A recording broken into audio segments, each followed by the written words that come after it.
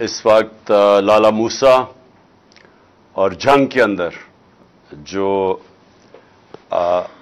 آپ سب اکٹھے ہوئے ہیں اس ملک کے پاکستانی باشعور شہری، تو میں آپ کے سامنے سب سے پہلے ایک بات رکھنا چاہتا ہوں کہ آج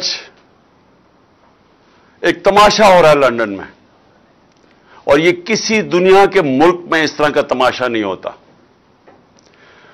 کہ پچھلے 5 دن سے پاکستان کا 3-4 دن سے پرائم منسٹر بھی گیا ہوا ہے اور بھی لوگ گئے ہوئے ہیں، اور مقصد ان کا کیا ہے؟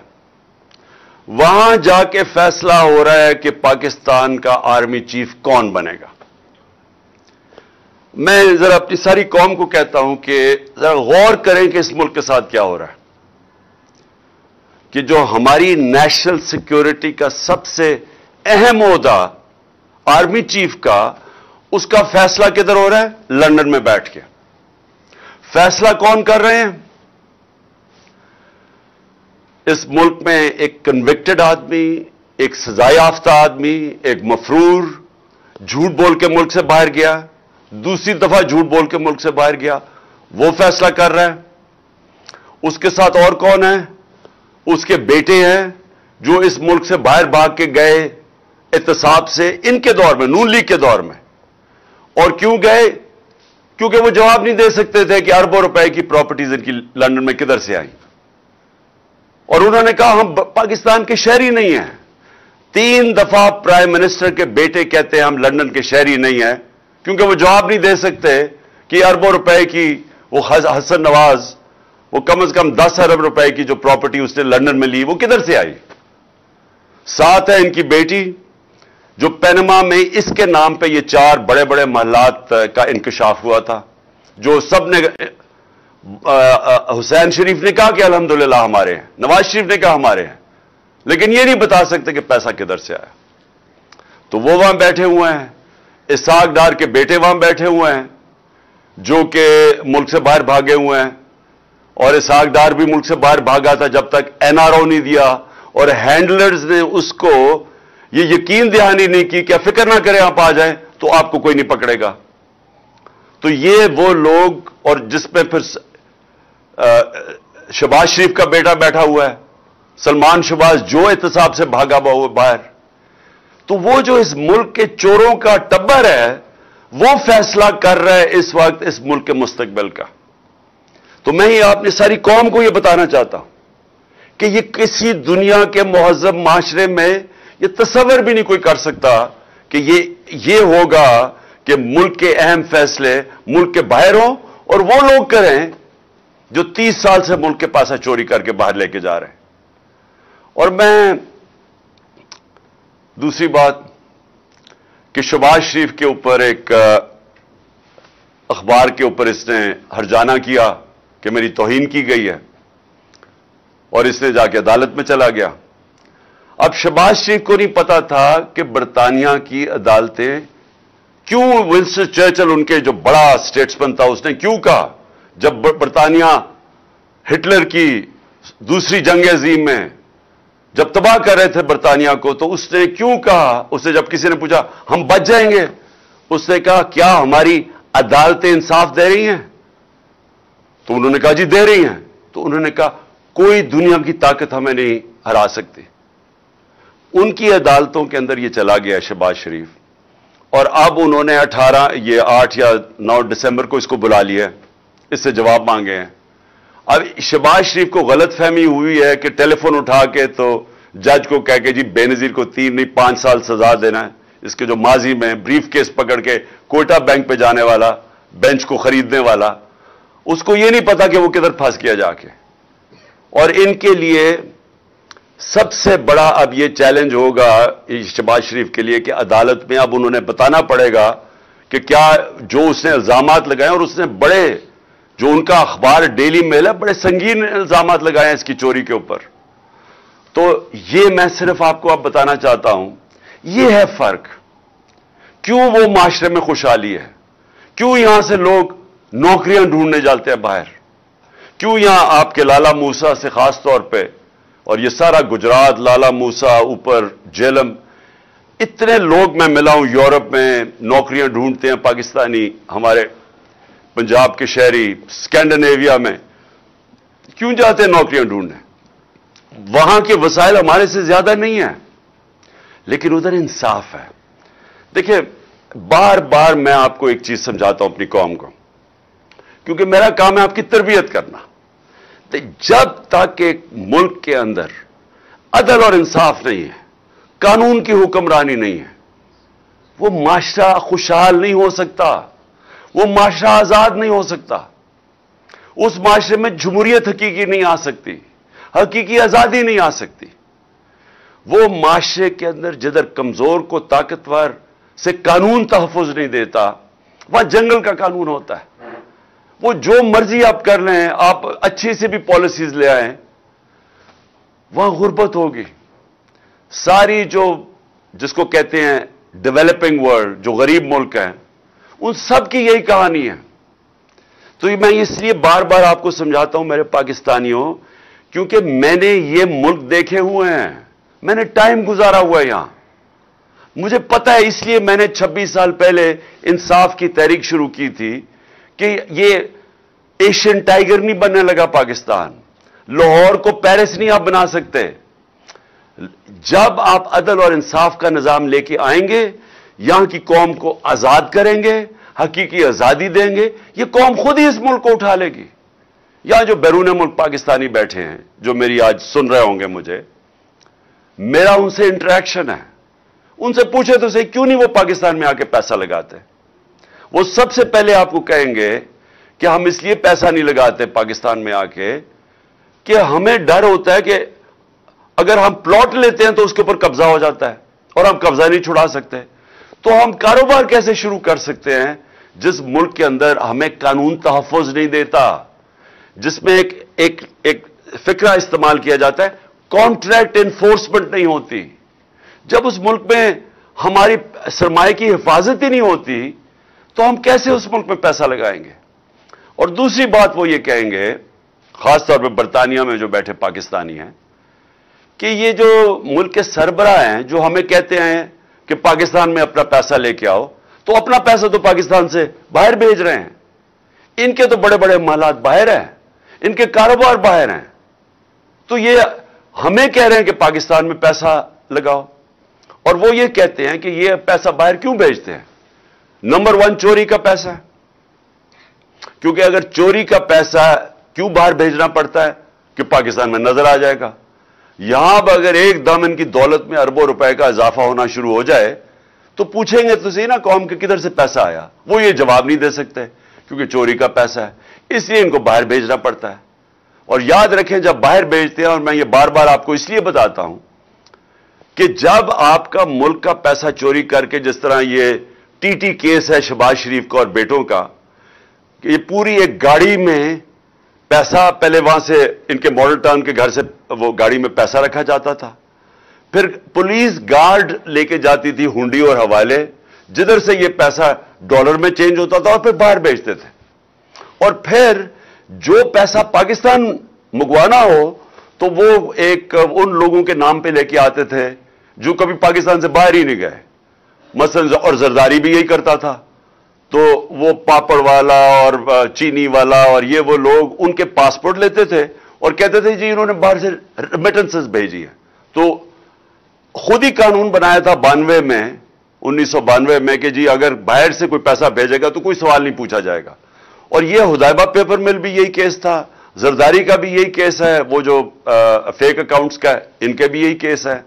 تو یہ وہاں سے انہوں نے پیسے باہر پہلے چوری کر کے، چوری کا پیسہ باہر، ریمیٹنس سے واپس جس کی ضرورت ہے، باقی پیسہ ان کا باہر پڑا ہے۔ جو ان کا زیادہ تر مال ہے، یہ دونوں بڑے بڑے خاندانوں کو، یہ باہر پڑا ہوا ہے پاکستان سے، اور بڑی شان و شوکت میں وہاں رہتے ہیں، اور یہ اس ملک کا المیہ ہے کہ یہ ہر تھوڑی دیر کے بعد ان کو این آر او ملتا ہے، پھر واپس آتے ہیں، پھر لوٹتے ہیں، پھر پیسہ باہر لے جاتے ہیں۔ اور یہ آپ کے سامنے ہو رہا ہے اس وقت، یہ جو تماشا ہے کہ سارے جناب لندن کی طرف دیکھ رہے ہیں، چور بیٹھ کے فیصلہ کر رہے ہیں کہ پاکستان کا آرمی چیف کون ہوگا۔ یعنی مجھے حیرت ہوتی ہے کئی دفعہ کہ یہ جب ہم نے پہلے چوری کر हम ये सोचते हैं कि ये अल्लाह, ये हम किस दुनिया में रह रहे हैं कि किसी भी दुनिया के मुल्क में ये मुझे कोई बता दे, मैं बरतानिया में पता नहीं कितने 20-30 साल गुजारे हैं, कोई सोच सकता है वहां की इस तरह की चीज हो? कोई सोच सकता है कि बरतानिया के प्राइम मिनिस्टर की बाहर प्रॉपर्टीज पड़ी हो, और अगर पड़ी हो तो वो एक दिन भी ऑफिस में रह सकता है जब तक जवाब ना दे?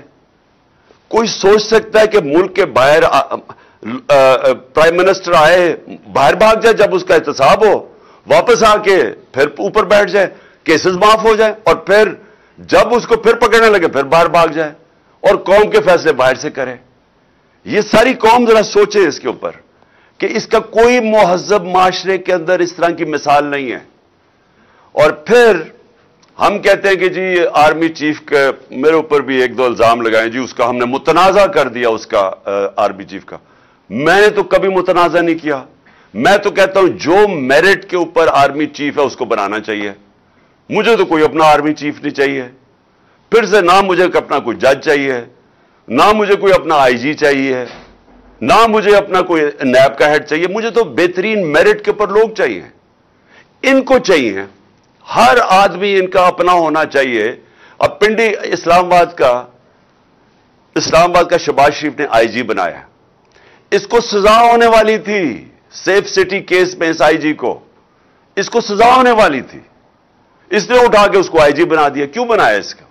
क्योंकि वो करप्ट है, वो अब इसकी खिदमत करेगा, वो इसका हर नाजायज काम करेगा।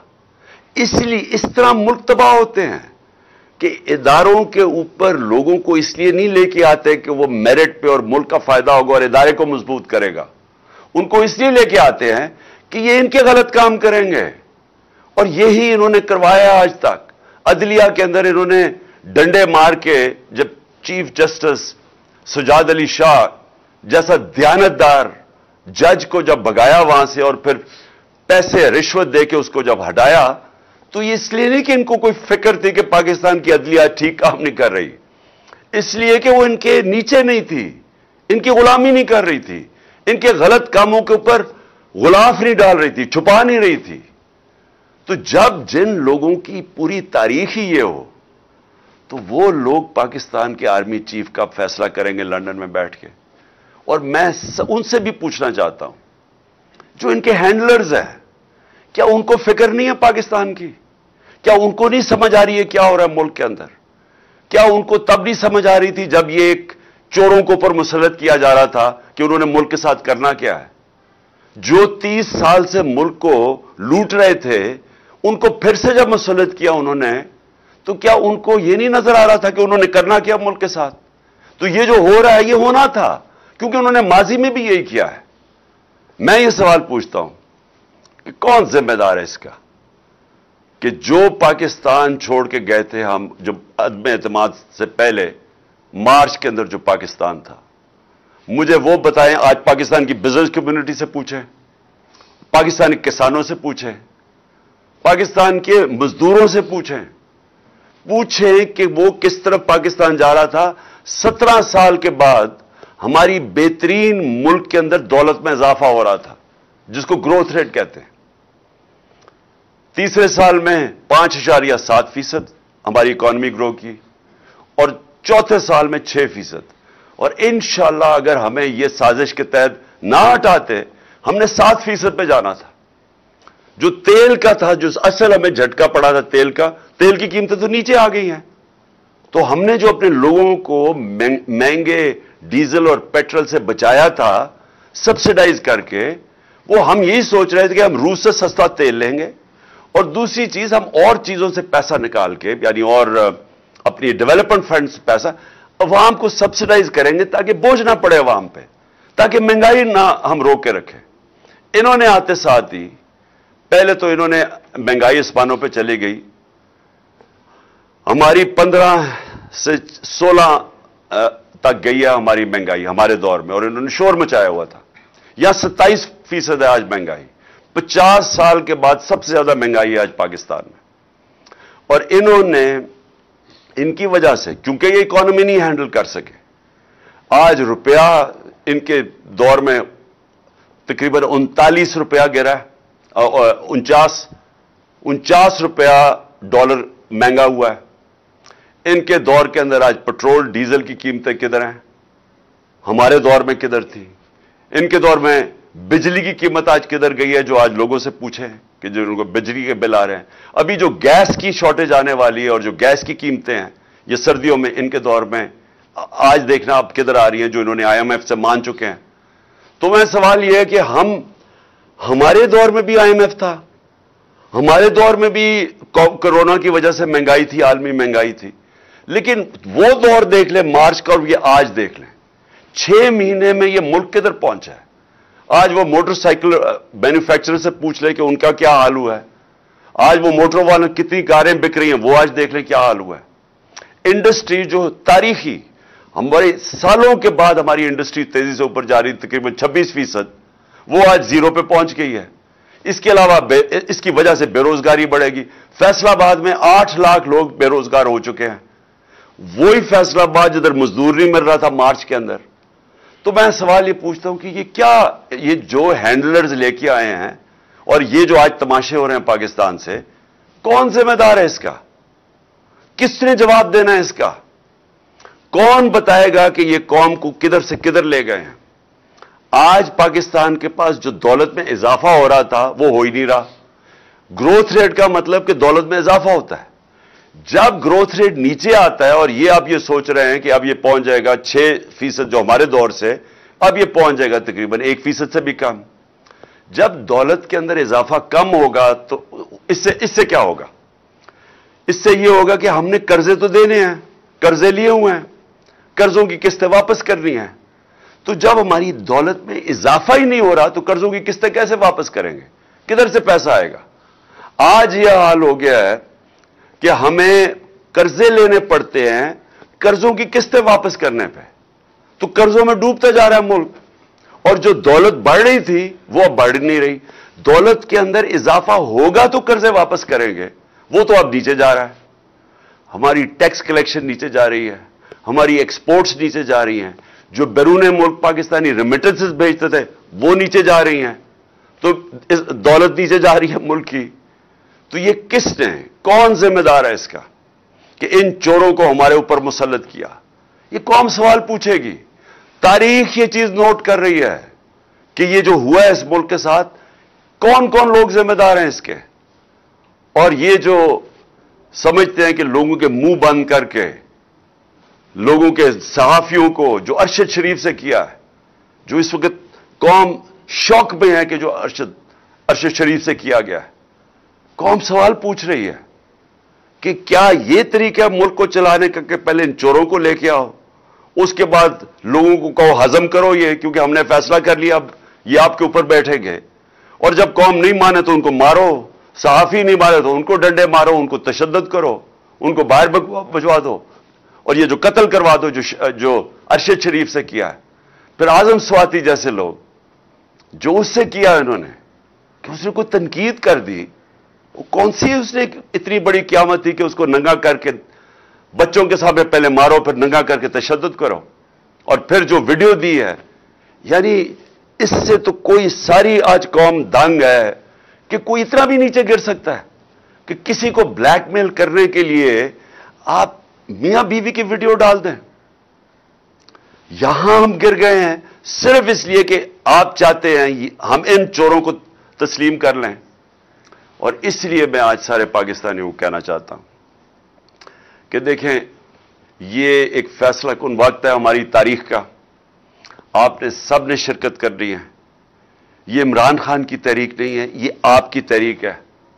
और यहां हमारा नौजवान, मैं खास नौजवानों, 68% पाकिस्तान की कौम 28 साल की उम्र से कम है। सोशल मीडिया का जमाना है, आप में शऊर आ चुका है। आप ये समझ जाएं कि जो कौम हकीकी तौर पे आजाद नहीं होती, जो कौम गुलाम होती है, उसकी कोई हैसियत नहीं होती, वो सारी दुनिया में ठोकरें खाती है। हरे पासपोर्ट की कोई इज्जत नहीं होगी। दुनिया आपको और नजर से देखेगी कि गुलाम कौम कभी ऊपर नहीं, उसकी परवाज ऊपर नहीं होती। गुलाम कौम صرف انصاف سے آزاد ہوتی ہے، اور یہ حقیقی آزادی کی تحریک ہے ہی انصاف لینے کے لیے۔ جب تک ہمارے حقوق نہیں ملتے، انصاف ہمیں نہیں ملتا، ہماری عدلیہ ہمارے حقوق کی حفاظت نہیں کرتی طاقتور سے، جب تک طاقتور قانون میں نہیں آتا، قانون کے نیچے نہیں آتا، جب تک اس ملک کی جو پوٹینشل ہے، جو اللہ نے اس ملک میں صلاحیتیں دی ہیں، جو اثاثے دیے ہوئے ہیں اس ملک کو، جو نعمتیں بخشی ہیں، وہ صرف تب اوپر آئیں گی جب اس ملک میں انصاف ہوگا، قوم آزاد ہوگی، آزاد قوم میں ہی حقیقی جمہوریت آتی ہے، اور اس کے بعد خوشحالی آتی ہے۔ کسی کو باہر جانے کی ضرورت نہیں پڑے گی اس ملک سے، اللہ نے سب کچھ دیا اس ملک کو، لیکن اس کے لیے سب کو جدوجہد کرنی پڑے گی، کیونکہ میں بار بار کہتا ہوں، آزادی پلیٹ میں رکھ کے کوئی نہیں دیتا، زنجیریں گرتی نہیں ہیں، توڑنی پڑتی ہیں، آزادی چھیننی پڑتی ہے۔ پاکستان زندہ باد۔